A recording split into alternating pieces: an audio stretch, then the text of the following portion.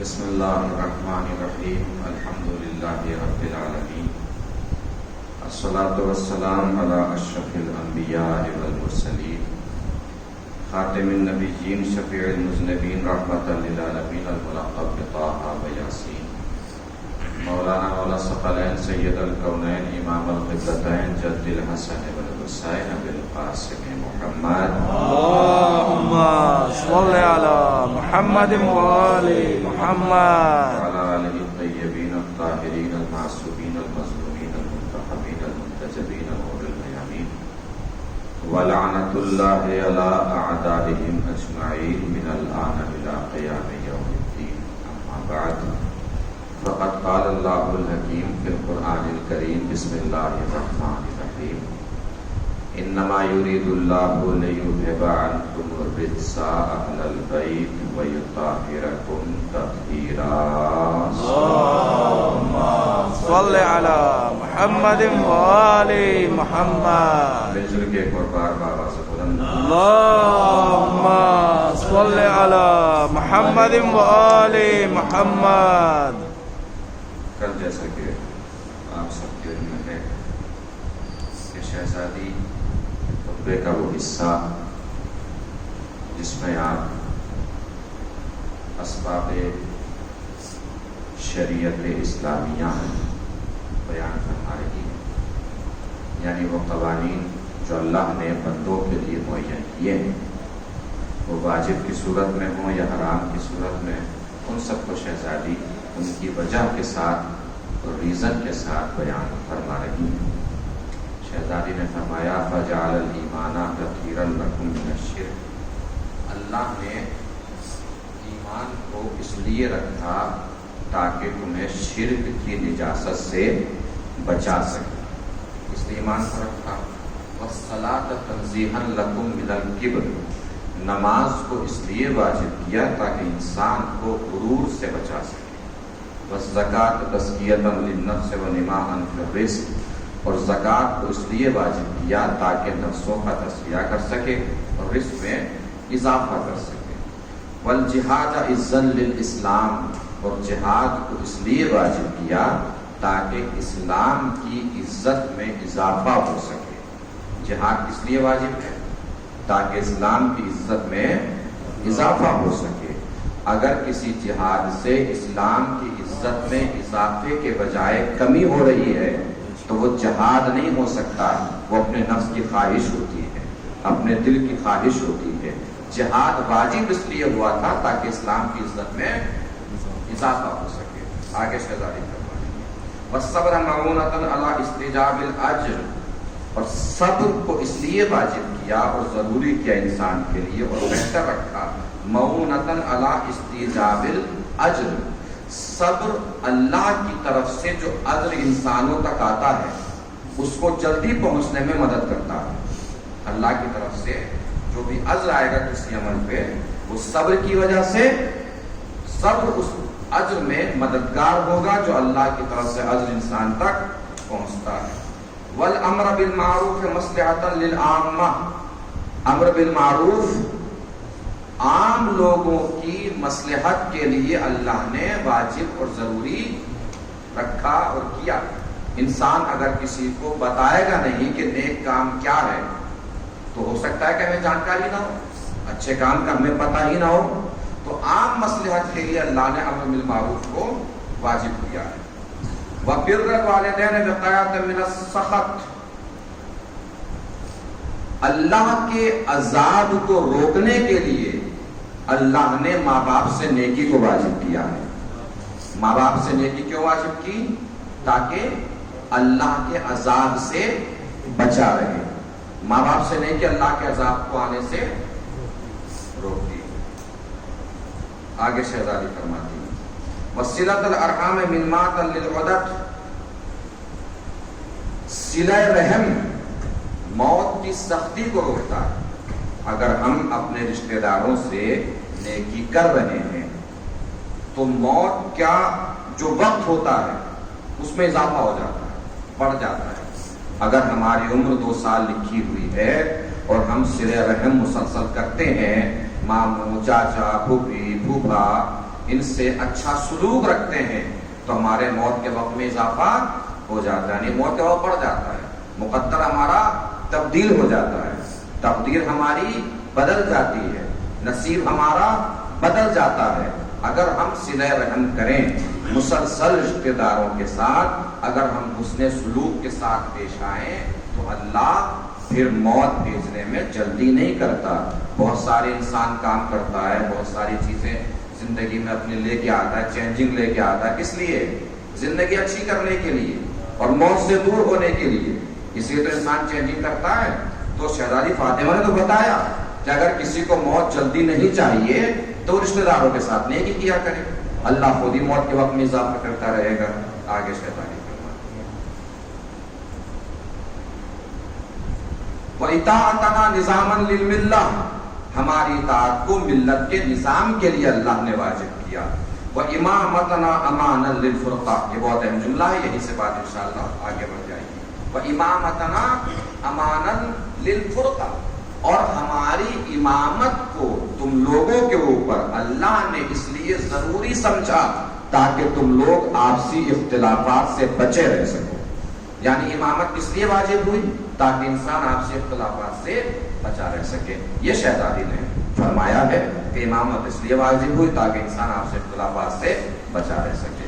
شہزادی نے کیا بتایا؟ ہماری امامت، کسی اور کی امامت نہیں، ہماری امامت۔ شہزادی نے بتا دیا کہ ہمارا ہی وہ گھر ہے جہاں اللہ نے نبوت کو بھی رکھا ہے، امامت کو بھی رکھا ہے۔ اب ہمیں اگر سمجھنا ہے اور پہنچنا ہے امامت تک،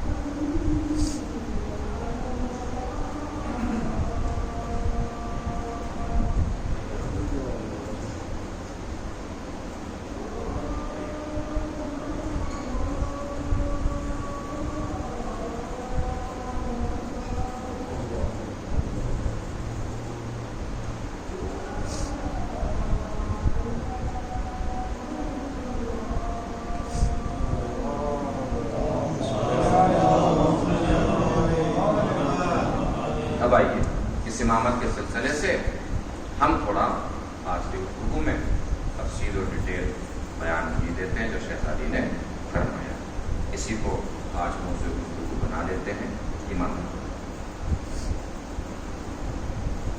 شہزادی سے پہلے حضور اکرم صلی اللہ علیہ وآلہ وسلم بھی یہ فرما رہے ہیں،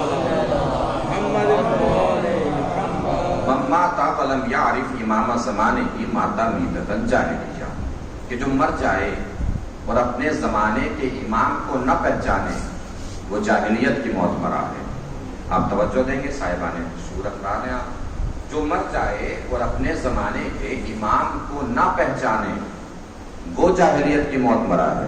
حضور نے یہ نہیں فرمایا من مات ولم یجعل امام زمانہ ماتا میتۃ جاہلیہ، کہ جو مر جائے اور اپنے زمانے کا امام نہ بنائے وہ جاہلیت کی موت مرا ہے، بلکہ شہزادی نے کیا حضور نے کیا فرمایا؟ جو مر جائے اور اپنے زمانے کے امام کو نہ پہچانے وہ جاہلیت کی موت مرا ہے۔ یعنی حضور نے ہمیں ہماری ذمہ داری بھی بتائی، ہمیں ہماری اوقات بھی بتائی۔ یعنی حضور نے بتایا کہ تمہارا کام امام بنانا نہیں ہے، بنے بنا امام کو پہچاننا تمہارا کام ہے، امام بنانا تمہارا کام نہیں ہے۔ اب ہمیں کیا کرنا ہے؟ امام کو پہچاننا ہے۔ تو کیسے پہچانیں گے امام؟ جب امام کے بارے میں کچھ پتا ہوگا تبھی تو پہچانیں گے۔ چلیے ہم لغت سے اور ڈکشنری سے پتا کرتے ہیں کہ امام کسے کہتے ہیں۔ اس لغت اور ڈکشنری سے جب ہمیں پتا چل جائے گا امام کسے کہتے ہیں تو اسی معنی کو ہم قرآن کی آیت سے ملاتے ہیں۔ قرآن کی آیت اور لغت مل کے آج ہمیں بتائیں گے کہ امام کسے ماننا ہے اور امام کسے نہیں ماننا ہے۔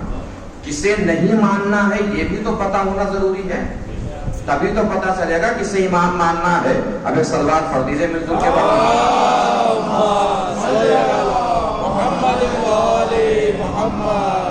ڈکشنری میں امام کسے کہتے ہیں؟ پہلے معنی امام ڈکشنری جس کی اطاعت کی جائے اسے امام کہتے ہیں۔ ڈکشنری میں کیا معنی ہے امام کے؟ جس کی اطاعت کی جائے اسے کیا کہتے ہیں؟ امام۔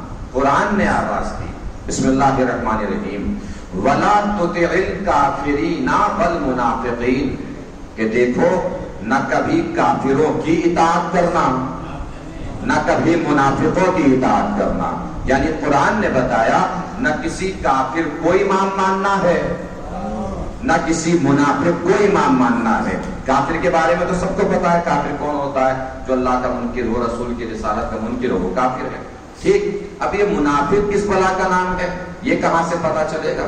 قرآن نے پھر آواز دی، بسم اللہ الرحمن الرحیم، وَمَا أَصَابَكُمْ يَوْمَ الْتَقَى الْجَمْعَانِ فَبِإِذْنِ اللَّهِ وَلِيَعْلَمَ الْمُؤْمِنِينَ وَلِيَعْلَمَ الَّذِينَ نَافَقُوا۔ اے میرے حبیب، یہ لوگ آپ کے پاس آ کے پوچھ رہے ہیں کہ جنگ احد کس کے کہنے سے ہوئی، تو انہیں بتائیے کہ جنگ احد ہوئی ہے اللہ کے کہنے سے، اللہ کے حکم سے، اللہ کے آرڈر سے، اللہ کی اجازت سے۔ کیوں ہوئی؟ وَلِيَعْلَمَ الْمُؤْمِنِينَ وَلِيَعْلَمَ الَّذِينَ نَافَقُوا، اس لیے کہ اللہ کو پتہ یہ لگانا تھا کہ میرے حبیب کا ساتھ دے کر مومن کون بنتا ہے، میرے رسول کا ساتھ چھوڑ کر منافق کون بنتا ہے۔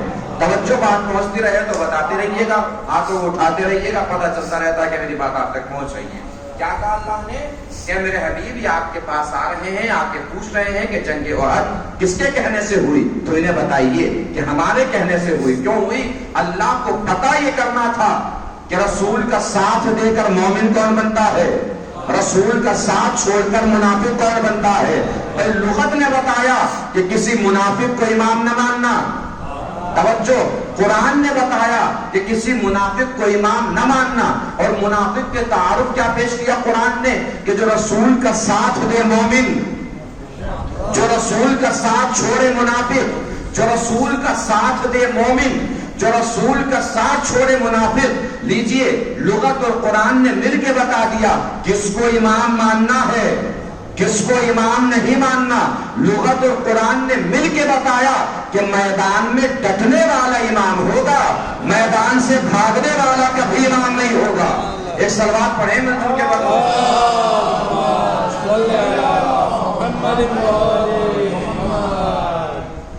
میدان سے بھاگنے والا امام نہیں ہوگا، میدان میں ڈٹنے والا امام ہوگا۔ تو پہلے معنی امام کے کیا ہوئے؟ جس کی اطاعت کی جائے۔ امام کے دوسرے معنی، توجہ، معمار کی وہ رسی جو دیوار کو ٹیڑھا نہیں ہونے دیتی، کیا بولتے ہیں اسے؟ دیوار کی وہ رسی، معمار کی وہ رسی جو دیوار کو ٹیڑھا نہیں ہونے دیتی، اسے کیا بولتے ہیں؟ امام۔ کیا بولتے ہیں؟ امام۔ اب اگر بات پہنچے تو بتائیے گا، معمار کے ہاتھوں میں رسی رہتی ہے جو دیوار کو ٹیڑھا نہیں ہونے دیتی ہے، ایمانداری سے بتائیے دوسروں کو ٹیڑھا ہونے سے وہی تو روکے گا جو خود کبھی ٹیڑھا نہ ہو۔ بھائی دوسرے کو ٹیڑھا ہونے سے تو وہی تو روکے گا نا جو خود ٹیڑھا نہ ہو. اب قرآن کی طرف آ جائیے. بسم اللہ الرحمن الرحیم. قرآن آواز دیتا ہے وَيَوْمَئِذٍ يَتَّبِعُونَ الدَّاعِي لَا عِوَجَ لَهُ. اپنے پہ اترائیے گا اگر قرآن کا امام آپ کے امام سے مل جائے. قرآن نے آواز دی قابل مبارک باد ہیں وہ لوگ جو قیامت کے میدان میں ایسے امام کے پیچھے آئیں گے جو کبھی ٹیڑھا نہیں رہا ہوگا. قابل مبارک باد ہیں وہ لوگ جو محشر کے میدان میں ایسے امام کے پیچھے آئیں گے جو کبھی ٹیڑھا نہیں ہوگا. لغت نے کیا کہا؟ کسی ٹیڑھے کو امام مت ماننا. قرآن نے کیا کہا؟ کسی ٹیڑھے کو امام مت ماننا. اور اگر کوئی صاحب سب سے پہلے خطاب میں منبر پہ آ کے یہی کہیں کہ بھائی میں سیدھا چلوں تو ٹھیک ہے, ٹیڑھا چلوں تو مجھے سیدھا کر دینا. بھائی سب سے پہلے خطاب میں یہی تو فرمایا تھا سرکار نے عقیلونی عقیلونی, میں ٹیڑھا چلوں تو مجھے سیدھا کر دینا, میں ٹیڑھا چلوں تو مجھے سیدھا کر دینا.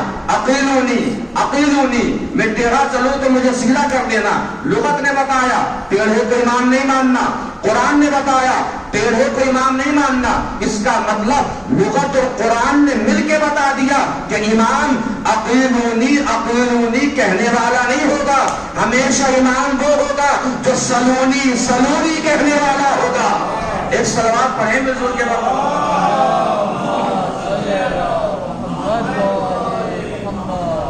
امام کے پہلے معنی جس کی اطاعت کی جائے. امام کے دوسرے معنی معمار کی وہ رسی جو دیوار کو ٹیڑھا نہیں ہونے دیتی. امام کے تیسرے معنی جو آگے ہو,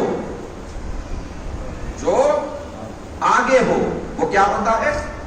امام. جو اپنے قوم کے آگے ہو وہ قوم کا امام, جو قبیلے کے آگے ہو وہ قبیلے کا امام, جو جماعت کے آگے ہو وہ جماعت کا امام, جو شہر گلی گاؤں ملک کے آگے ہو وہ ملک کا امام, جو کائنات کے آگے ہو وہ کائنات کا امام. امام کسے کہتے ہیں؟ جو آگے ہو. پوری توجہ, کسے کہتے ہیں امام؟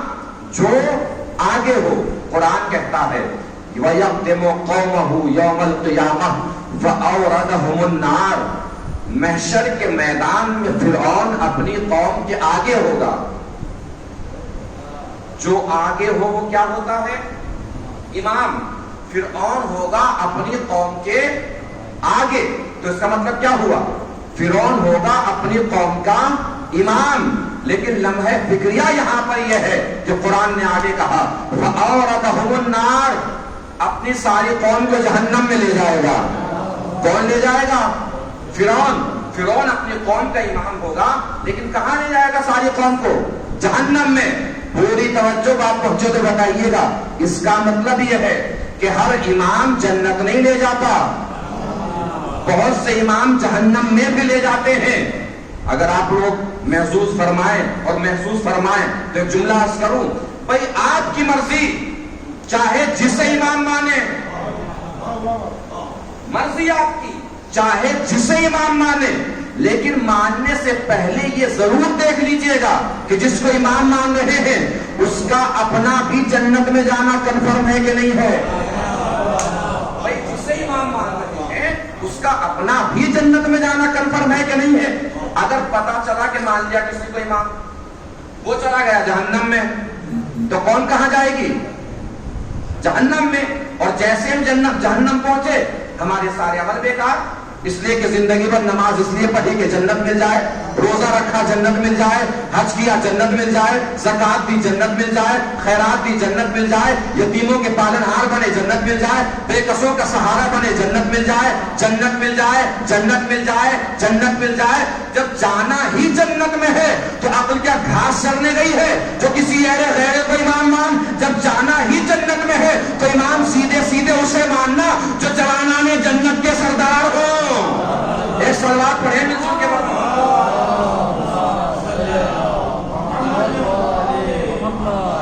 تو جو آگے ہو وہ کیا ہوتا ہے؟ امام. جو جماعت کے آگے وہ جماعت کا امام. رکوع کرنا ہے ہمیں, تم امام سے پہلے کر لیں گے, امام کے بعد کریں گے؟ پہلے امام کرے گا, بعد میں ہم رکوع کریں گے. پہلے امام سجدہ کرے گا، بعد میں ہم سجدہ کریں گے، یہ تو ہوتا ہے نا۔ اس کا مطلب یہ ہے کہ جو پیچھے ہوتے ہیں وہ اشارے پر چلتے ہیں، جو آگے ہوتا ہے اس کے اشارے پر چلا جاتا ہے۔ توجہ دیجیے گا عزیزو، جو پیچھے ہوتے ہیں وہ اشارے پر چلتے ہیں، جو آگے ہوتا ہے اس کے اشارے پر چلا جاتا ہے۔ دنیا میں دکھاؤ مجھے کوئی ایسا شخص جس کے اشارے پر سورج پلٹ کے آ جاتا ہو، جس کے اشارے پر چاند کے ٹکڑے ہو جاتے ہو، جس کے اشارے پر ستارہ دروازے پہ اتر آتا ہو۔ نہ ملے کوئی تو ہمارے پاس ایک ایسا شخص اشارہ کرتا ہے، سورج پلٹ کے آتا ہے، اشارہ کرتا ہے، ستارہ دروازے پہ اتر آتا ہے، اشارہ کرتا ہے، کوثر کا پانی اچھلنے لگتا ہے، اشارہ کرتا ہے، جنت و جہنم بٹنے لگتی ہے، اشارہ کرتا ہے، محشر میں سایہ آ جاتا ہے۔ جو اشارہ کرے وہ آگے، جو اشارے پر چلے وہ پیچھے۔ اس کا مطلب کیا ہوا؟ سورج پیچھے ہے، علی آگے ہے، چاند پیچھے ہے، علی آگے ہے، تارے پیچھے ہیں، علی آگے ہے، شجر پیچھے ہے، علی آگے ہے، حجر پیچھے ہے، علی آگے ہے، لوح پیچھے ہے، علی آگے ہے، قلم پیچھے ہے، علی آگے ہے، کرسی پیچھے ہے، علی آگے ہے۔ اب اگر کوئی آپ سے پوچھے کہ یہ ساری چیزیں پیچھے کیوں ہیں، علی آگے کیوں ہے، تو اس سے بس اتنا بتا دیجئے گا کہ یہ ساری چیزیں پیچھے یوں ہیں اور علی آگے یوں ہے کہ یہ سب کائنات ہے، علی مولائے کائنات ہے۔ ایک سلوات پڑھیں مل جل کے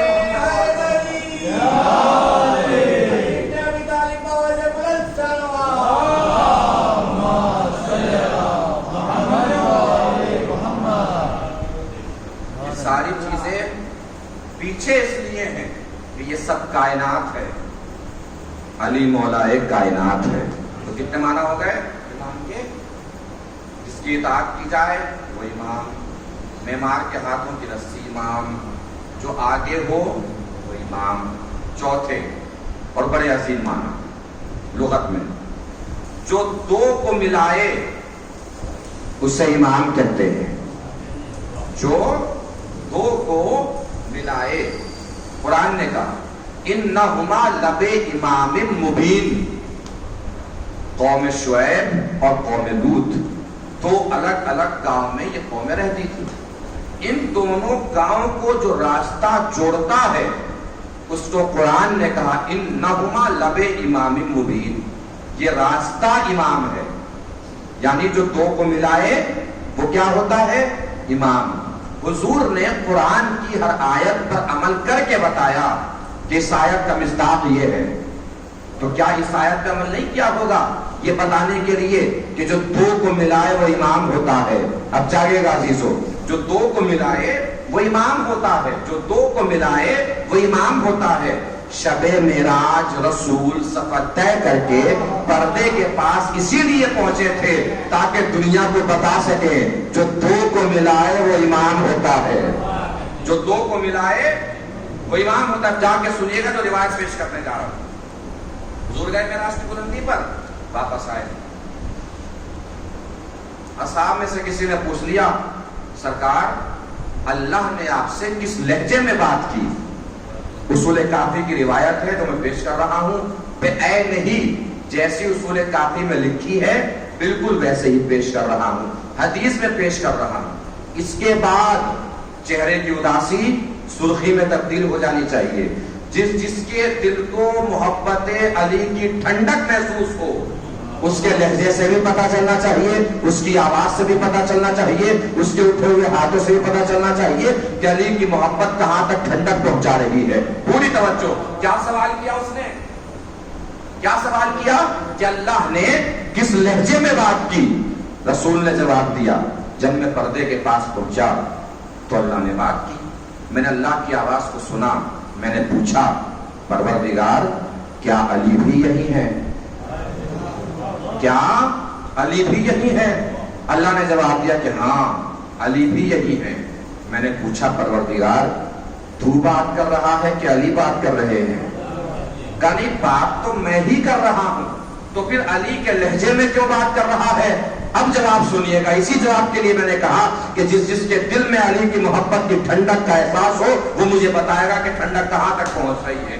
جیسے ہی نبی نے پوچھا کہ پروردگار علی کے لہجے میں کیوں بات کر رہا ہے, اللہ نے پلٹ کے جواب دیا, اے میرے حبیب, سب سے پہلے میں نے اپنے دل کو دیکھا تو مجھے محسوس ہوا کہ میرے دل میں سب سے زیادہ تیری محبت ہے. پھر میں نے تیرے دل کو دیکھا تو مجھے محسوس ہوا تیرے دل میں سب سے زیادہ علی کی محبت ہے. میں نے سوچا کیوں نہ اسی کے لہجے میں بات کروں جس سے تو سب سے زیادہ محبت کرتا ہے. تو بات کی اللہ نے نبی سے کس کے لہجے میں؟ علی کے لہجے میں. پھر سن لیجئے, بات کی اللہ سے نبی, اللہ نے نبی سے کس کے لہجے میں؟ علی کے لہجے میں. پھر سن لیجئے, بات کی اللہ نے نبی سے کس کے لہجے میں؟ علی کے لہجے میں. شاعری کی ایک زبان ہوتی ہے, شاعر اکثر کہتے ہیں زبان کا شعر سنیے, زبان کا شعر سنیے. آج میں خطابت میں آپ کو زبان کا جملہ سنا رہا ہوں, پہنچے بات تو بتائیے گا. بھائی اللہ نے علی کے لہجے میں نبی سے بات کر کے بتایا کہ جب میری اور نبی کی بات بغیر علی کے نہیں بنتی تو تمہاری بات بغیر علی کے کیسے بن جائے گی. ایک صلوات پڑھیں مل جل کے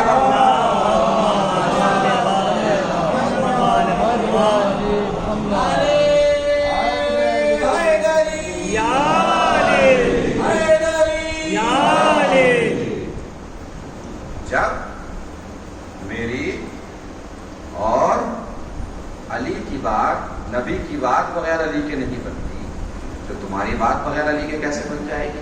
تو جو دو کو ملائے وہ امام ہوتا ہے. پہنچ گئی نا بات. اللہ اور نبی کی گفتگو کو ملانے والا کون؟ علی کا لہجہ, وہی امام ہے. اچھا, جس کا جتنا عرفان ہوتا ہے ویسے ہی اس کا سوال ہوتا ہے, ویسے ہی اس کا سوال ہوتا ہے. ان صاحب نے پوچھا کہ کس لہجے میں بات کی, سلمان نے پوچھ لیا کیا بات کی. جیسا عرفان ویسا سوال, جیسی معرفت ویسا سوال. انہوں نے کیا پوچھا؟ کس لہجے میں بات کی. سلمان نے پوچھا کیا بات کی. اور میں پہلی مجلس سے عرض کر رہا ہوں آپ کے سامنے کہ واقعات جو ہوتے ہیں وہ ہمارے ہزاروں بار کے سنے ہوئے ہوتے ہیں. واقعات تو نہیں بدلے جا سکتے, نتیجہ بدلا جا سکتا ہے. تو واقعات اگر پہلے کے سنے ہوئے بھی ہوں تب بھی ایسے ہی سننا چاہیے جیسے پہلی مرتبہ سن رہے ہیں. سلمان نے کیا پوچھا؟ کیا بات کی. نبی نے فرمایا سلمان باتیں تو بہت ساری کی مگر ان میں سے ایک بھی ایسی نہیں ہے جو تمہیں بتا سکیں. کیا مجھے کیوں نہیں بتا سکتے؟ تو تمہارا ہاضمہ بہت خراب, مجھ سے سنو گے کہیں اور جا کے بتا دو گے. سلمان نے کہا کہ کہیں بھی نہیں بتائیں گے. کہ بالکل پکا کہیں بھی نہیں بتائیں گے. کہ کہیں بھی نہیں بتائیں گے.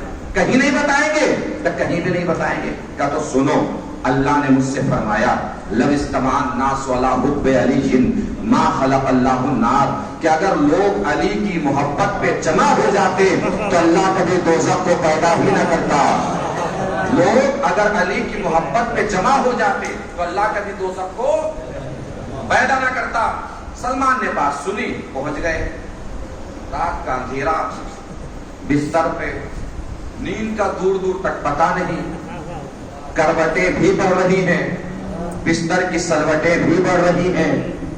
وعدہ کر چکے ہیں کسی کو بتائیں گے نہیں. بات ایسی ہے کہ ہضم ہو نہیں رہی. سلمان نے بیچ کا راستہ نکالا, گلی میں پہنچے. ایک اندھا کنواں, اندھے کنویں کے پشتے پہ جا کے بیٹھے. ہاتھ کھول لیجیے گا, اٹھانے کا دل کر سکتا ہے. اندھے کنویں کے پشتے پہ جا کے بیٹھے, ہاتھ مار کے کہا کنویں پتا ہے نبی نے مجھ سے کیا کہا؟ تجھے کیا پتا ہوگا؟ میں ہی بتا دیتا ہوں. سلمان نے کنویں میں منہ ڈالا, منہ ڈال کے کہا کہ اللہ کے نبی نے مجھ سے فرمایا ہے کہ اللہ نے ان سے فرمایا کہ اگر لوگ علی کی محبت پہ جمع ہو جاتے تو اللہ کبھی دوزخ کو پیدا ہی نہ کرتا. سلمان پلٹے, ادھر کنویں کا مقدر پلٹ گیا. کنویں کے اندر سے ایک درخت نکلا, درخت میں سے شاخیں نکلی، شاخوں میں سے پتے نکلے، ہر پتے پہ یہی لکھا تھا اگر لوگ علی کی محبت پہ جمع ہو جاتے تو اللہ کبھی دوزخ کو پیدا ہی نہ کرتا۔ رات کے سناٹے میں ہوا چلی، ہوا اپنے دوست پہ پتوں کو لیے مدینے کی ہر گلی پر، گلی کے ہر چوراہے پر پہنچی۔ لوگ نکلے صبح کی نماز پڑھنے کے لیے، سامنا علی کی فضیلت سے ہو گیا۔ اللہ جانے جلن میں کس کی چھوٹ گئی، کس نے جلن میں چھوڑ دی۔ لوگ دوڑے رسول کے پاس پتہ لے کر، یا رسول اللہ یہ کیا؟ رسول نے دیکھا اگر لوگ علی کی محبت پہ جمع ہو جاتے تو اللہ کبھی دوزخ کو پیدا ہی نہ کرتا۔ سلمان جی سرکار کا وعدہ کیا تھا کسی کو بتاؤ گے نہیں؟ کہا جی کسی کو نہیں بتایا۔ مومن ہی عقل مند ہوتا ہے، عقل مند ہی مومن ہوتا ہے۔ بے وقوف کبھی علی والا ہو ہی نہیں سکتا، اور علی والا کبھی بے وقوف نہیں ہو سکتا۔ اب فراست اور ذہانت دیکھیے گا سلمان کی۔ وعدہ کیا تھا کسی کو بتاؤ گے نہیں، کہ سرکار کسی کو نہیں بتایا، کہ کسی کو بھی نہیں بتایا، کہ کسی کو بھی نہیں بتایا، کہ کہیں بھی نہیں بتایا، کہ سرکار معاف کیجئے گا کسی کو نہ بتانے کا وعدہ تھا، کہیں بھی نہ بتانے کا وعدہ نہیں تھا۔ لیکن سلمان کہاں بتایا؟ کہ جی اندھے کنویں سے کہا تھا، توجہ، اندھے کنویں سے کہا تھا، لیکن حضور ہو کیا گیا؟ کہ بس غلطی ہو گئی تم سے، اندھے کنویں سے برداشت ہی نہیں ہوا، کنویں میں سے درخت نکلا، درخت میں سے شاخیں نکلی، شاخوں میں سے پتے نکلے، ہر پتے پہ یہی لکھا تھا کہ اگر لوگ علی کی محبت پہ جمع ہو جاتے تو اللہ کبھی دوزخ کو پیدا ہی نہ کرتا۔ سلمان نے ہاتھوں کو جوڑا، مسکرا کے کہا یا نبی اللہ پھر میری کیا غلطی جب علی کے فضائل اندھے کنویں سے برداشت نہ ہوئے۔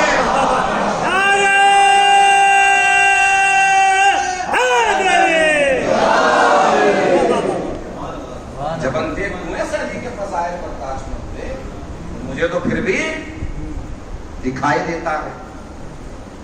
معراج کی بلندی پر رسول چلے جا رہے ہیں، تشریف لیے جا رہے ہیں، پہلے آسمان پہ پہنچے، ایک محل دکھائی دیا، سونے کا محل۔ جبرائیل سے کہا اچھا رسول کو پتا سب کچھ ہے، لیکن جو رسول کو یہ بھی تو پتا ہے کہ بات ہم تک پہنچے، اس لیے رسول ہر سوال کر لیتے ہیں تاکہ مکمل جواب ہو جائے اور بات ہم تک پہنچ جائے۔ ایک محل دیکھا، محل کے اوپر لکھا تھا فتح لبنی ہاشم، بنی ہاشم کے ایک فتح کا محل ہے۔ جبرائیل گئے، فرشتوں سے پوچھا کس کا محل ہے؟ تو لکھا ہوا دیکھو فتح لبنی ہاشم، بنی ہاشم کے ایک فتح کا محل ہے۔ دوسرا آسمان، پھر ایک محل سرخ یاقوت کا، اس پر بھی یہی لکھا تھا فتح لبنی ہاشم، بنی ہاشم کے ایک فتح کا محل ہے۔ تیسرا آسمان، چوتھا آسمان، پانچواں آسمان، چھٹا آسمان، ساتواں آسمان، عرش الہی واپس آ رہے تھے۔ توجہ دیجیے گا، جبرائیل سے نبی نے پوچھا، جبرائیل فرشتوں سے جا کے یہ تو پوچھو کہ محل کس کا ہے، یہ فتح کون ہے؟ توجہ دیجیے گا عزیزو، جبرائیل گئے، فرشتوں سے پوچھا، یہ تو پتہ چل گیا کہ محل ہے بنی ہاشم کے ایک فتح کا، مگر یہ تو بتاؤ فتح کون ہے؟ فرشتوں نے جبرائیل کو جب انداز سے دیکھا، دیکھ کے کہا استاد آپ ہی تو قصیدہ لے کر گئے تھے، لا فتح الا علی، لا سیف الا ذوالفقار۔ کس کا محل ہوا؟ علی کا محل ہوا۔ کیفیت اس کے سامنے یہ تھی، منظر یہ تھا کہ چاروں طرف فرشتے تھے جو سر جھکائے ہوئے سجدے میں گرے پڑے تھے۔ جبرائیل نے پوچھا محل تو علی کا ہے، یہ سجدے میں کیوں گرے ہوئے ہیں؟ کہ آپ کو یہ بھی تو پتا ہونا چاہیے کہ اللہ جو گھر علی کو دے دیتا ہے سب کے سر بھی ادھر بھی جھکوا دیتا ہے۔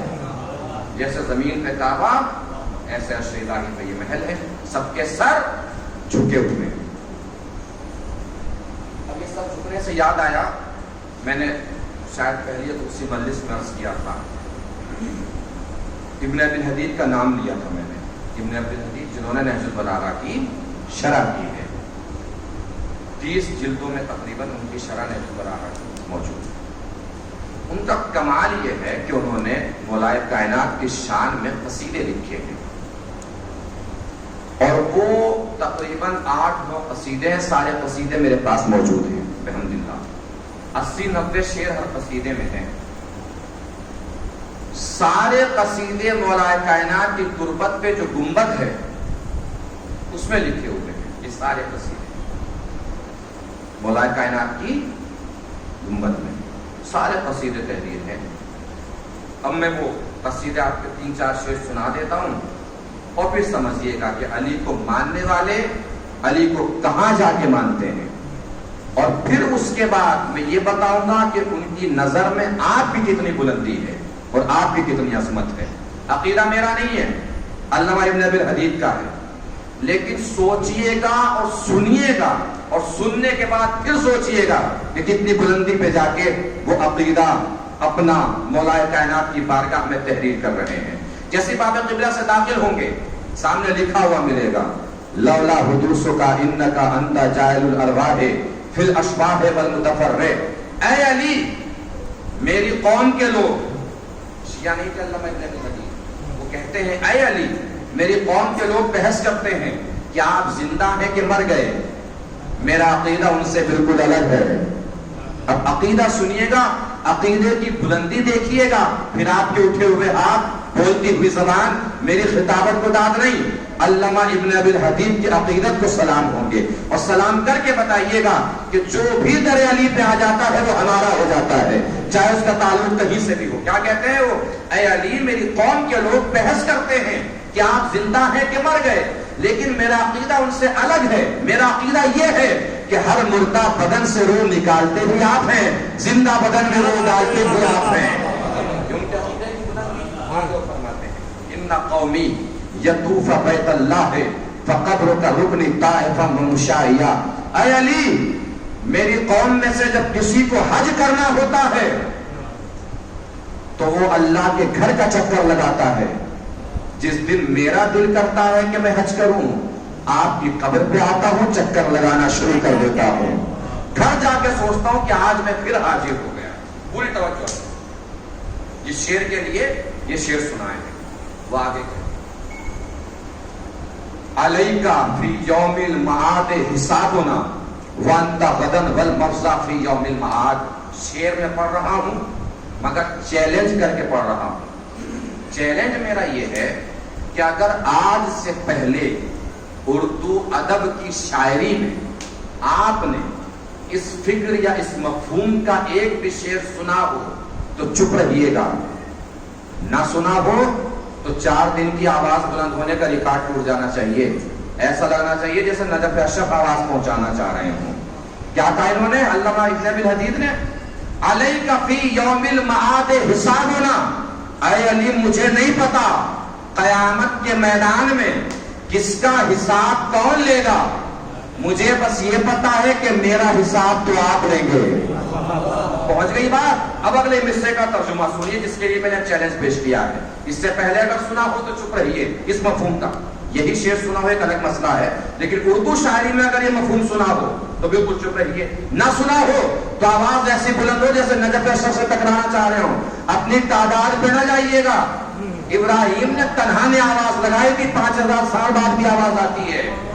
اب آپ جتنے بھی ہیں آواز بلند کر لیجئے، اللہ خود آواز پہنچا دے گا جہاں بھی پہنچانا چاہ رہے ہو۔ کیا کہا علامہ ابن ابی الحدید نے؟ علیک فی یوم المعاد حسابنا وانت غدن والمرضى فی یوم المعاد۔ یا علی، مجھے نہیں پتا قیامت کے میدان میں کس کا حساب کون لے گا، مجھے بس یہ پتا ہے کہ میرا حساب تو آپ لیں گے۔ تو اے علی، یہ طے ہو گیا کہ قیامت کے میدان میں جس کے حساب سے مجھے ڈرنا ہے وہ بھی آپ ہیں، ڈر کے جسے مدد کو بلانا ہے وہ بھی آپ ہیں۔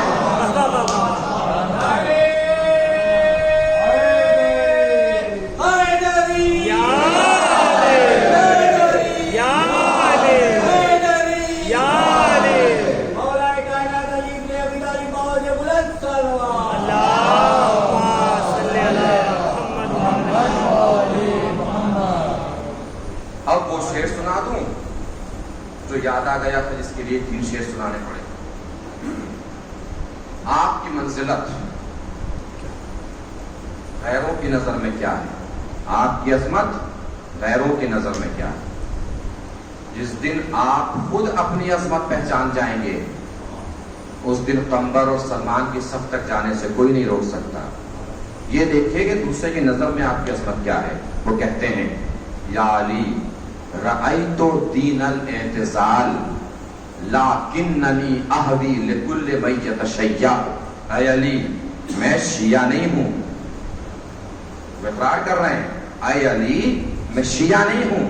رأیت دین الاعتزال لیکننی اہوی لکل من یتشیع. اے علی میں شیعہ نہیں ہوں لیکن اس کے باوجود اگر کوئی شیعہ مجھے دکھائی دے جاتا ہے تو اس کے سامنے اپنا سر جھکا لیتا ہوں.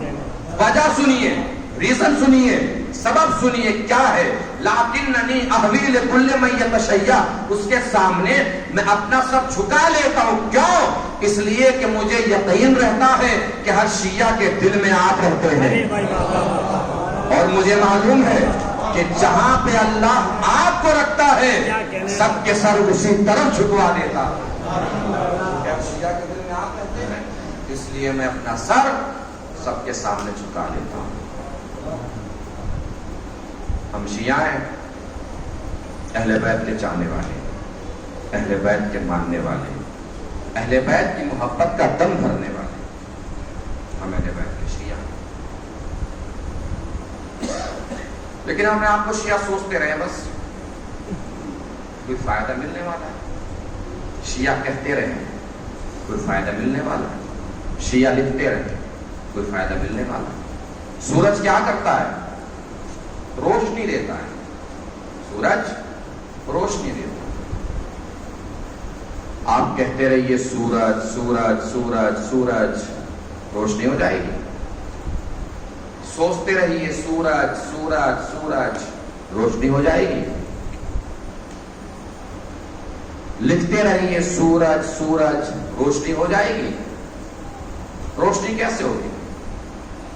فجر کی پاؤ پھٹے گی, سورج کا کردار باہر نکلے گا, تب روشنی ہوگی. اس کا مطلب کیا ہے؟ شیعہ شیعہ کہتے رہیے کوئی فائدہ نہیں. شیعہ شیعہ سوچتے رہیے کوئی فائدہ نہیں. شیعہ شیعہ لکھتے رہیے کوئی فائدہ نہیں جب تک ہمارے اندر سے میسم اور حر کا کردار نکل کے باہر نہ آ جائے. اس وقت تک کوئی فائدہ نہیں. شیعت میں دو ہی تو کردار ہیں, ایک کردار کو حر کہتے ہیں, ایک کردار کو میسم کہتے ہیں. میسم وہ کردار جس نے زندگی بھر کبھی غلطی نہیں کی. حر وہ کردار جس نے ایک بار توبہ کر لی تو مرتے دم تک کوئی غلطی نہیں کی. مرضی آپ کی ہے, چاہے ابھی توبہ کر لیں, مرتے وقت تک کوئی گناہ نہ کیجیے. کہ زندگی کو ایسا بنا لیجیے کہ زندگی بھر کوئی گناہ نہ ہو.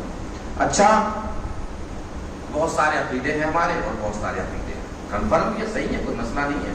مسئلہ علی ہمیں جنت دلوا دیں گے. علی ہمیں نہیں, یہ علی کا اختیار ہے, وہ کسی کو بھی جنت دلوا سکتے ہیں. بھئی جنت انہی کی ملکیت میں ہے, اب جس کی ملکیت میں چاہے جسے دلوا دیں. یہ علی کا کمال ہے کہ وہ کسی کو بھی جنت دلوا سکتے ہیں. گھر جا کے سوچئے گا ضرور کہ یہ علی کا اختیار ہے, وہ چاہے جسے جنت دلوائیں. لیکن کیا وہ ہم ہی ہیں جسے علی جنت دلوائیں گے؟ یہ ہمیں سوچنا. علی جنت ایک بات کے تو علی سے ہم محبت کرتے ہیں, علی سے ہم پیار کرتے ہیں, علی سے ہمیں عشق ہے. مگر کبھی سوچا کیجیے کہ واقعی محبت اسی کو کہتے ہیں جو ہم کرتے ہیں, عشق اسی کو کہتے ہیں جو ہم کرتے ہیں. ایک باپ کے دو بیٹے, باپ کے علاقے میں اچھی پکڑ ہے, تھانے میں اچھی بات ہے, پولیس چوکی میں اچھی بات ہے, MLA MP سے اچھی بات ہے. اسے اسی بات کا غرور رہتا ہے کہ میرے باپ کی پہنچ بہت اچھی ہے. کسی کا سر توڑ دیتا ہے, کسی کے ہاتھ توڑ دیتا ہے, کسی کا گریبان پھاڑ لیتا ہے. ایک دن پولیس والے آئے, اسے اٹھا کے لے گئے. سوال کرو, ایمانداری سے جواب دے دیجیے گا. پولیس والے لے گئے اٹھا کر, ایمانداری سے بتائیے, ابھی دین شریعت مذہب کو الگ رکھیے, جذبات انسانیت سے کام لیجیے, جذبہ انسانیت سے. اگر کسی کے بیٹے کو پولیس والے اٹھا کے لے جائیں اور باپ کی تھانے میں اچھی پکڑ ہو تو باپ چھڑانے جائے گا کہ نہیں جائے گا؟ بول دیجئے, جو بھی سمجھ میں آتا ہو. جائے گا. لیکن سوچئے گا ضرور, یہ باپ کی بیٹے سے محبت ہے کہ بیٹے کو چھڑانے تھانے تک گیا، لیکن بیٹے کو باپ سے کون سی محبت تھی جو ایسا کام کیا کہ باپ کو تھانے میں آ کے کھڑا ہونا پڑا؟ یہ بیٹے کو باپ سے کون سی جو ایسا کام کرے جو باپ کو تھانے میں آ کے کھڑا ہونا پڑے؟ ایک دوسرا بیٹا بھی ہے، وہ نہ کسی لڑائی میں دکھتا ہے نہ کسی جھگڑے میں دکھتا ہے، مجلس میں آتے ہیں تو مجلس میں مل جاتا ہے، نماز میں آتے ہیں تو نماز میں مل جاتا ہے۔ ایک دن ہمارا اس سے آمنا سامنا ہو گیا، ہم نے پوچھ لیا کہ بھائی تمہارا بھائی تو بڑا بہادر ہے، علاقے کی ہر ٹوٹے ہوئے ہاتھ میں اس کا ہاتھ ہوتا ہے، ہر ٹوٹی ہوئی ٹانگ میں اس کا ہاتھ ہوتا ہے، تم کہیں نظر نہیں آتے؟ کہ مولانا آپ نہیں سمجھیں گے۔ کہ سمجھائیے بھائی، کیوں نہیں سمجھیں گے؟ اس نے کہا مولانا اب جملہ سنیے گا اور اپنے دل پہ ہاتھ ضرور رکھ لیجیے گا کہ مولانا اصل میں میرے باپ کی علاقے میں عزت بہت ہے، میں نہیں چاہتا کہ میرے کسی کام کی وجہ سے میرے باپ کی عزت پہ داغ لگے۔ ہمیں علی سے محبت ہے، علی سے پیار ہے۔ اب حساب لگائیے کہ ان دونوں بیٹوں میں قابل بیان محبت کس کی ہے، لائق ذکر محبت کس کی ہے؟ اس بیٹے کی جس نے ایسا کام کیا کہ باپ کو تھانے تک آنا پڑے، یا اس بیٹے کی کہ جو زندگی بھر کوئی ایسا کام ہی نہ کرے کہ باپ کو تھانے میں آنا پڑے؟ پہلے والے کی محبت لائق ذکر ہے یا دوسرے والے کی محبت؟ ہمیں علی سے محبت ہے، ہمیں علی سے محبت ہے، ہمیں علی سے محبت ہے۔ اللہ جانے کیسی محبت ہے کہ علی کو محشر کے میدان میں آ کے کہنا پڑے پروردگار چھوڑ دے میرا شیعہ ہے، چھوڑ دے میرا شیعہ ہے، چھوڑ دے میرا شیعہ ہے۔ محبت تو علی سے یہ ہے کہ علی محشر کے میدان میں آئے اور سینہ تان کے کہے پروردگار اب لگا حساب، اب لگا میزان، اب جتنے آ رہے ہیں سارے میرے شیعہ آ رہے ہیں۔ علی سے پیار یہ ہے، اور یہ تربیت سے ہوتی ہے۔ اسی لیے اللہ نے اہل بیت سے محبت نہیں مانگی، مودت مانگی۔ مودت سکھائی جاتی ہے، مودت کی تربیت کی جاتی ہے جو اپنے گھر سے شروع ہوتی ہے۔ کسی انسان کے کردار میں دو چیزیں اہم ہوتی ہیں، باپ کے خون کا اثر، ماں کی تربیت کا اثر۔ تربیت جانتے ہیں کیا ہوتی ہے؟ کہہ کے بتانے کا نام تربیت نہیں ہے، کر کے دکھانے کا نام تربیت ہے۔ آپ بیٹے کو بتاتے رہیے 10 دن تک بیٹا سچ بولو، بیٹا سچ بولو، بیٹا سچ بولو۔ 11ویں دن کوئی دروازے پہ آ جائے آپ کے، اسی بیٹے کو جس کو سکھاتے رہے بیٹا سچ بولو، اسی بیٹے سے کہہ دیا جا کے کہہ دو بیٹا ابا گھر پہ نہیں ہے۔ 10 دن کہہ کے کچھ اور بتایا، 11ویں دن کر کے کچھ اور دکھایا، تو 10 دن کا اثر زیادہ ہوگا، 1 دن کا اثر زیادہ ہوگا؟ 10 دن کا اثر زیادہ نہیں ہوگا نا، 1 دن کا اثر زیادہ ہوگا جو کر کے دکھایا۔ کون سی یہ بات؟ بزرگ مجھ سے بہتر جانتے ہیں، میرے جوان بھائیوں کے لیے بس یہ جملہ محفوظ کر لیجئے گا، زندگی بھر کے لیے نسلوں کے کام آئے گا۔ تربیت کو اگر ایک جملے میں سمجھانا ہو تو یوں سمجھیے، اپنے بچوں کو بڑے ہو کر جیسا بنا ہوا دیکھنا چاہتے ہیں، ان کے سامنے ویسے ہی بن کے رہنے کا نام تربیت ہے۔ جیسا اپنے بچوں کو بڑے ہو کر ویسے ہی ان کے سامنے۔ اور تربیت میں اہم کردار کس کا ہوتا ہے؟ ماں کا۔ جب یہ بات طے ہے کہ تربیت میں اہم کردار ماں کا ہوتا ہے، تو پھر اپنے لیے زوجہ لانی ہو یا اپنے بچوں کے لیے زوجہ لانی ہو تو زوجہ کم تلاش کرنی چاہیے، آنے والی نسل کی ماں زیادہ تلاش کرنا چاہیے۔ اور ماں ہمیشہ باشعور لائیے، بے شعور مت لائیے۔ میں نے یہ نہیں کہا کہ کم پڑھی لکھی مت لائیے، پڑھی لکھی لائیے۔ کبھی کبھی زیادہ پڑھ لکھ کے بھی آدمی بے شعور ہو جاتا ہے، کبھی کبھی کم پڑھا لکھا آدمی بھی باشعور ہوتا ہے۔ اب میں تاریخ کے جھروکے سے ٹھنڈی سے ہوا دینے جا رہا ہوں، آخری جملہ ہوگا، اس کے بعد رب کے مسائل۔ جس کی نظر جتنی جلدی تاریخ کے اس منظر پہ پہنچ جائے جو میں دکھانا چاہ رہا ہوں، اتنی تیزی سے مجھے جواب آنا چاہیے۔ پوری بلند آواز سے پڑھوں گا، پوری طاقت سے جواب دینا ہے اگر وہ تاریخ کا وہ منظر نظر آئے۔ میں نے کیا عرض کیا کہ ماں بے شعور مت لائیے، باشعور لائیے۔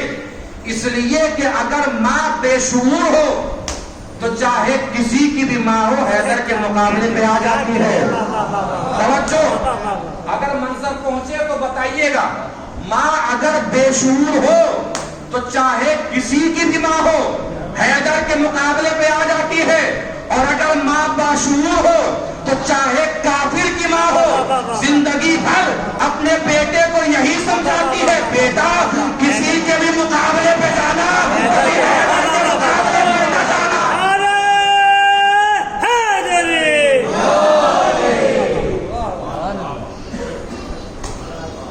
اور اگر ایک ہی کردار میں باپ کے خون کا اثر اور ماں کی تربیت کا اثر دیکھنا ہو تو کربلا میں عباس کو دیکھو۔ جملہ بڑی احتیاط سے کہہ رہا ہوں اور بہت احتیاط سے سن لیجیے گا۔ کربلا میں عباس کو دیکھو، باپ کے خون کا اثر بھی ہے، ماں کی تربیت کا اثر بھی ہے۔ کتنا اثر ہے خون میں، خون کا اور تربیت کا۔ خیمے کے چراغ بجھا دیا، سب سے کہہ دیا جسے جانا ہو چلا جائے، تنہا نہیں جا سکتے، اکیلے نہیں جا سکتے، کوئی میرے اصغر کو لے کے چلے جاؤ، کوئی میرے اکبر کو لے کے چلے جاؤ، تاکہ محشر کے میدان میں سب جب سامنا ہو تو شرمندگی نہ ہو، کہہ سکو کہ مولا ہم اکیلے نہیں آئے تھے، آپ کے اصغر کو لے کے آئے تھے، آپ کے اکبر کو لے کے آئے۔ تھوڑی دیر کے بعد آواز پوچھی، یہ آواز نہیں تھی عزادارو، یہ حسین کا یقین تھا۔ آواز کیا پوچھی؟ عباس چراغ جلا دو۔ سب سے یہ کہنا کہ جسے جانا ہو چلے جاؤ، اور پھر یہ کہنا حسین کا کہ عباس چراغ جلا دو، بتا رہا تھا کہ حسین کو عباس پہ یقین کتنا تھا۔ کوئی بھی میرا ساتھ چھوڑ کے جا سکتا ہے، میرا بھیا عباس میرا ساتھ چھوڑ کے نہیں جا سکتا۔ یہی وجہ ہے کہ بعد کربلا جس نے بھی سنا کہ حسین کا سر قلم ہو گیا، زینب کی ردا چھن گئی، سب سے پہلا سوال یہی ہوتا تھا، عباس کہاں تھے، عباس کہاں تھے، عباس کہاں تھے۔ مانگ لیجیے عزیزوں، دعائیں مانگیے، مرادیں طلب کیجیے۔ عباس کے صدقے میں کوئی آپ کو تماچا نہیں مارے گا۔ روئیے، آنکھوں میں آنسو لائیے، اللہ کی بارگاہ میں عباس کو وسیلہ بنائیے، اللہ کی بارگاہ میں دعا کریں۔ کوئی بھی خالی ہاتھ نہیں پلٹتا۔ عباس کے خود کے تو ہاتھ نہیں ہیں، مگر کسی کے ہاتھ کو عباس خالی نہیں رہنے دیتا۔ اللہ آپ کی آوازوں پہ رحمت نازل کرے۔ میں اکثر کہتا ہوں یہ جو آپ کی پہلی ہائے ہوتی ہے نا، بس اسی کو سننے کے لیے فاطمہ تسلیہ پکڑ کے جنت البقیع سے آ جاتی ہے۔ یہی ہائے بیوی کو سکون پہنچاتی ہے، تسلی دیتی ہے، اطمینان دیتی ہے۔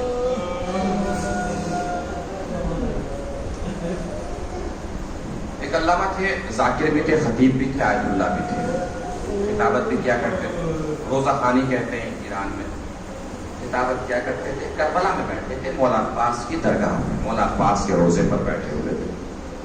انہوں نے دیکھا کہ ایک جوان ہے جو اپنی ماں کو لے کے دربار میں آیا ہے، مولا عباس کی درگاہ پر، مولا عباس کے روزے پر آیا اور لٹا گیا، اور مولا عباس کی تربہ کی طرف چہرہ کر کے کہتا ہے، مولا گاؤں والوں سے کہہ کے آ گیا ہوں کہ عباس کی بارگاہ میں جا رہا ہوں، ماں کو اب بیمار واپس نہیں لاؤں گا، صحت ہو جائے گی، میرا مولا پاس دے دے گا جب واپس آؤں گا، مولا مجھے شرمندہ مت ہونے دیجیے گا۔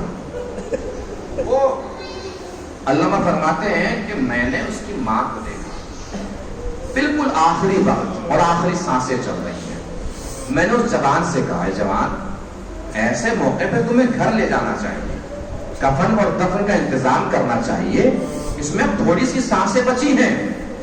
وہ علامہ کہتے ہیں کہ اس جوان نے مجھے گھور کے دیکھا غصے میں، اور گھور کے دیکھ کے کہا تم سے مانگ رہا ہوں، میں اپنے مولا سے مانگ رہا ہوں، دیکھ لینا مولا ضرور دے دیں گے۔ بہت دیر گزر گئی، کوئی حالت اور کیفیت میں تبدیلی نہیں آئی۔ اب علامہ کہتے ہیں کہ وہ جوان زور سے دوڑ کر تیزی سے مولا عباس کی تربت کے پاس گیا، جالی کو پکڑا اور پکڑ کے کہتا کہ مولا آپ میری ماں کو ٹھیک کر کے نہیں دیں گے، لیجئے میں نجف جا رہا ہوں آپ کی شکایت کرنے کے لیے۔ اور وہ جوان یہ کہہ کے مولا عباس کے روزے سے نکل گیا اور دوڑنے لگا. تھوڑی دیر گزری 15-20 منٹ، وہ دوڑ کے واپس آیا اور اس نے اپنی ماں کو گلے سے لگا لیا. میں نے دیکھا کہ جس ماں میں ابھی تک آخری سانسیں بچی تھی وہ ماں اٹھ کے بیٹھ گئی. تھوڑی دیر تک جب رو لیا، خاموش ہوا، تھوڑا اسے سکون ملا تو میں نے اپنے پاس اسے بلایا، بلا کے پوچھا بتا تو صحیح، تو نجف گیا تھا شکایت کرنے کے لیے، واپس کیسے آیا؟ کہ میں جا رہا تھا، راستہ بڑھتا چلا جا رہا تھا، میں نجف کی طرف جا رہا تھا، کہتا ہوا کہ مولا عباس کی شکایت لے کر نجف جا رہا تھا. اتنے میں نے دیکھا کہ گھڑسوار میرے سامنے آیا. اس نے آگے کہا بھائی کہاں جا رہے ہو؟ کہ میں نجف جا رہا ہوں. کہ کیوں جا رہے ہو؟ کہ مولا عباس کی شکایت لے کر جا رہا ہوں. اس گھڑسوار نے کہا کہ اتنی چھوٹی چھوٹی سی شکایتیں لے کر آقاؤں کے پاس نہیں جایا کرتے. اس گھڑسوار نے کہا کہ جب واپس کربلا چلا جا، تیری ماں ٹھیک ہو چکی ہے، تیری ماں صحت یاب ہو چکی ہے. میں نے اس سے کہا ہے بھائی میں کیسے یقین کر لوں کہ میری ماں ٹھیک ہو گئی ہے؟ میں کربلا جاؤں اور میری ماں اسی حالت میں ملے تو مجھے واپس یہ راستہ طے کرنا پڑے گا نا. واپس جانے کے لیے نجف نہیں، میں نجف ہی کی طرف جاؤں گا. وہ شخص کہتا ہے گھڑسوار کہ اچھا اگر یقین نہیں آ رہا ہے تو ایسا کر میرے گھوڑے پہ سوار ہو جا، میں تجھے کربلا پہنچا دوں گا مولا عباس کے روزے تک. جیسے ہی میں نے سنا کہ وہ کہہ رہا ہے کہ گھوڑے پہ سوار ہو جا، میں رک گیا، تھم گیا تاکہ گھوڑے پہ سوار ہو سکوں. لیکن کیسے سوار ہوں؟ بغیر کسی سہارے کے تو گھوڑے پہ سوار نہیں ہو سکتا.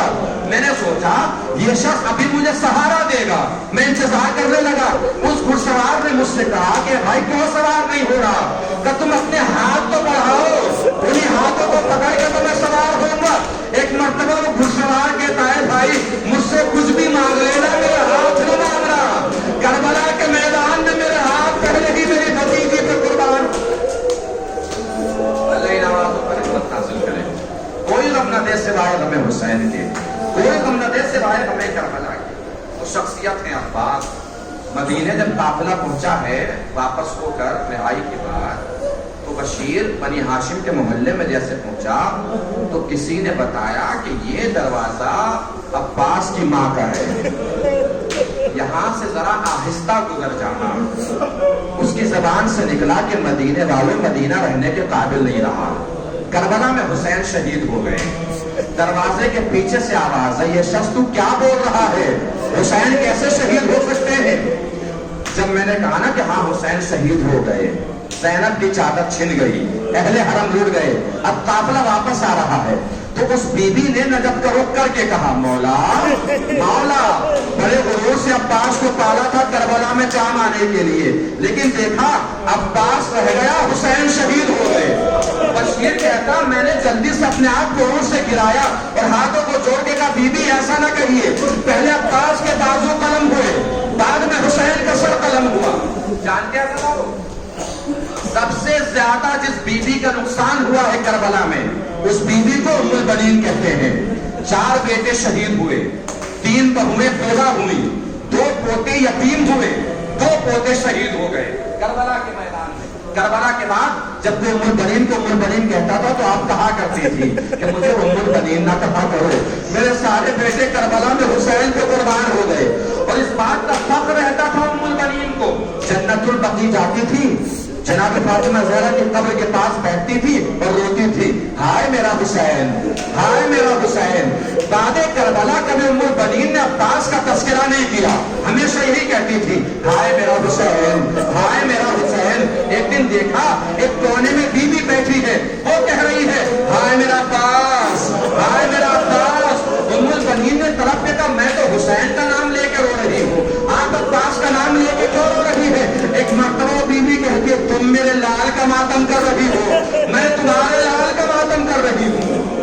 عزیزارو میں نے بتایا نا کبھی بھی عباس کا تذکرہ نہیں کیا، بس آخری جملے ہیں، مصائب تمام ہو جائیں گے. رو لیجیے گا جتنا رونا ہوگا، غصہ دے لیجیے گا جتنا دینا ہوگا.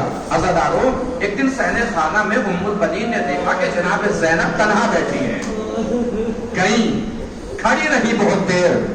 زینب نے فرمایا شہزادی نے کیا ماں بیٹھ جائیے؟ ام البنین کہتے شہزادی جب تک آپ کی اجازت نہ ملے کیسے بیٹھ جاؤں؟ زینب تڑپ کے کھڑی ہو گئی. اماں کہیں ماں کو بھی بیٹھنے کے لیے بیٹیوں سے اجازت کی ضرورت پڑتی ہے؟ البنین بیٹھ گئی، تھوڑی دیر چپ رہی، جناب زینب نے فرمایا ماں کوئی سوال کرنا ہے؟ اب سوال سن لیجئے گا، جواب سن لیجئے گا، مسائب تمام ہو جائیں گے، دل پہ چوٹ لگے تو معاف کیجئے گا، رو لیجئے گا جتنا رونا ہوگا، غصہ دے لیجئے گا جتنا دینا ہوگا۔ عزادارو، البنین فرماتی ہیں کانپتے کانپتے ہاتھوں کو جوڑ کے، شہزادی میں نے کربلا کے بعد آج تک کبھی عباس کا تذکرہ نہیں کیا ہے، لیکن میرے شہزادی بس آج اتنا بتا دیجئے کہ کربلا میں میرا عباس مارا کیسے گیا تھا۔ جیسے البنین نے سوال کیا نا کربلا میں میرا عباس مارا کیسے گیا تھا، فوراً شہزادی زینب نے فرمایا ماں عباس کے سر پہ گوشت لگا۔ جیسے سنا عباس کے سر پہ گوشت لگا، البنین بیٹھی تھی کھڑی ہو گئی، کھڑے ہو کے کہا شہزادی آپ نے کہہ دیا میں نے مان لیا، مگر دل کو اطمینان کیسے دلاؤں؟ شہزادی میرے لال کا قد اتنا طویل تھا کہ کسی میں ہمت نہیں ہو سکتی کہ میرے لال کے سر پہ